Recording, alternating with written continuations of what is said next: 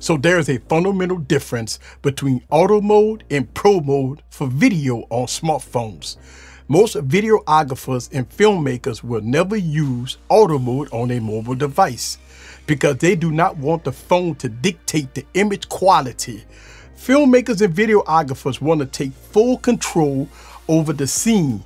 If a smartphone doesn't have pro mode, most videographers and filmmakers that use mobile device for filming will use third-party apps such as Filmic Pro or MC Pro 24 FPS to take full advantage of the device capabilities. So in this video, I'm going to show you the difference between auto mode and pro video mode on two smartphones. So let's have some fun. Sit back, relax, and get your popcorn ready and follow me on this journey. Let's go.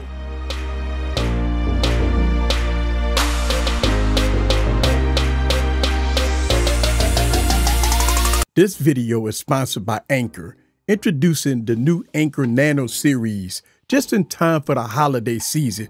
Now, if you have the new iPhone with USB Type-C, the new Anchor Nano chargers are a perfect way to fast charge your iPhone multiple times to give you all-day battery life. Plus, if you have Android phones, you could do the same thing. Seeing is believing.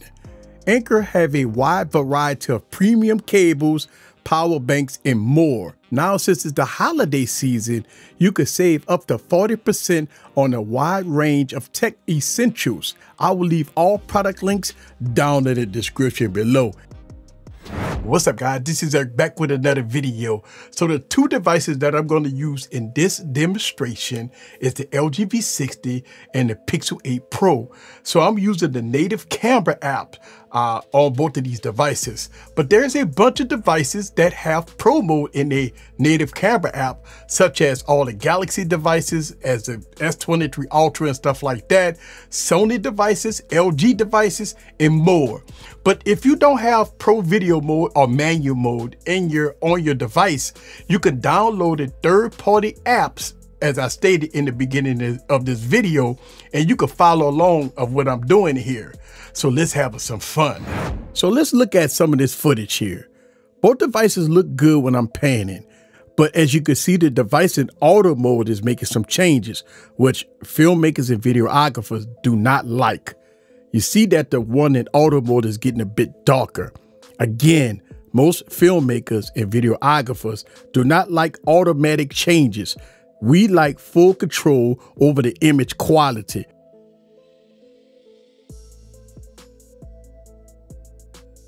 The next video is a filmmaker's nightmare. As you can see, moving from the darker scene to the lighter scene, the inconsistent with the image quality is something that most filmmakers and videographers do not like. We prefer the device to stay consistent with the image quality no matter what. We like to make the changes. We don't want the device to make the changes for us. So this is a nightmare here for filmmakers and videographers. So looking at the next video, you see the normal video layout. Now this is auto mode that you all know and love. Here you only have basic controls. You do have tap to focus and stuff like that. But if you want to take full advantage of your cameras, you go to your camera features and you have a pro mode or manual mode. Now here you see a bit different layout.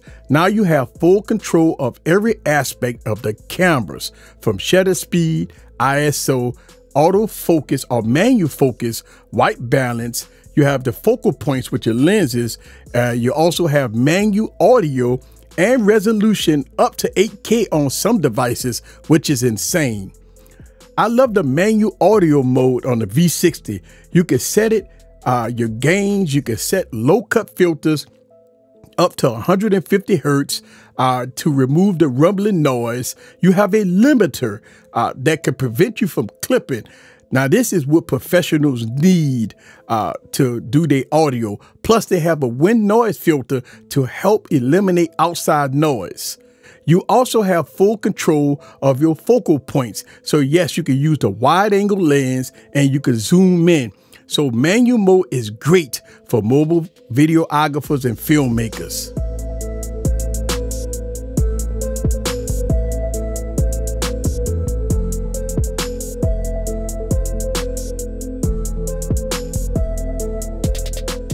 So this next video goes a bit deeper into each settings. Now, since I don't have an ND filter, I have to use the shutter speed to fix the brightness level. And as you can see me moving the shutter speed slider up and down, you can see that the image is getting lighter and darker. Next is manual focus. As you can see, when I move the slider up and down, the image gets blurry and it gets clearer. Next is me adjusting the ISO slider up and down. And once again, the ISO adjusts the brightness level. Next, you see me making adjustments to the white balance. As I go up and down, the image get warmer, over 7,000 Kelvin. And when I move the slider in the opposite way, below 5,000 Kelvin, you see the image get very cool. The water looks bluer. The sky color change. It looks more like your favorite horror movie. So that's pretty cool to make complete changes to the scene using these controls. So between 54 and 5700 Kelvin is normal for an outside look. So let's do a fully demonstration in Pro mode or manual mode and see what it's all about.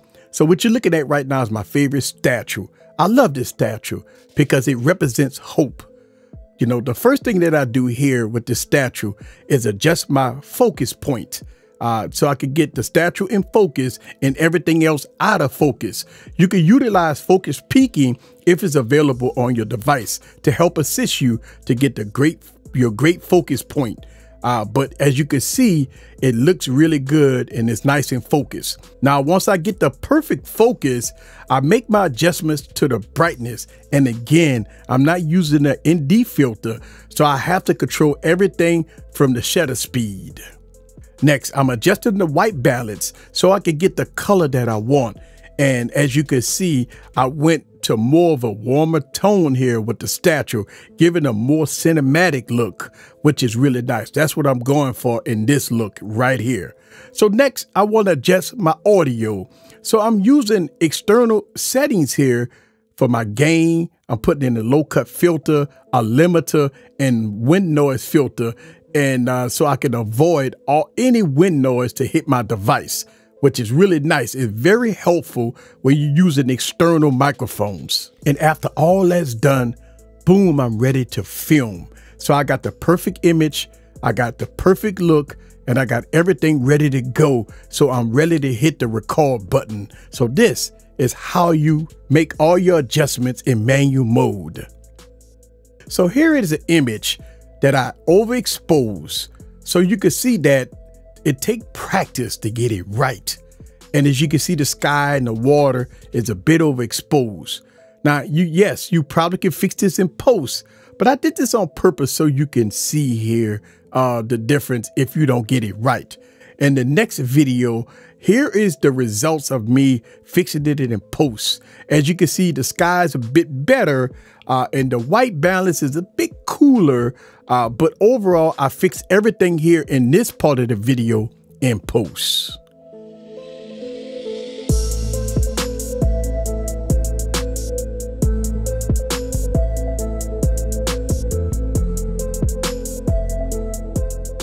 So here it is, the difference between auto video mode and pro mode. Hopefully you can see why filmmakers and videographers don't use auto mode. And you can see the difference in how you can make changes with the image quality of the video.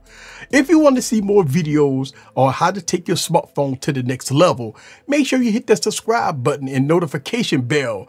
I got plenty of videos already on my YouTube channel and I have more to come. This is the Tech Preacher. Leave your comments down below. Let me know what you think about auto mode versus pro mode or manual mode. See you guys on the next video. Peace.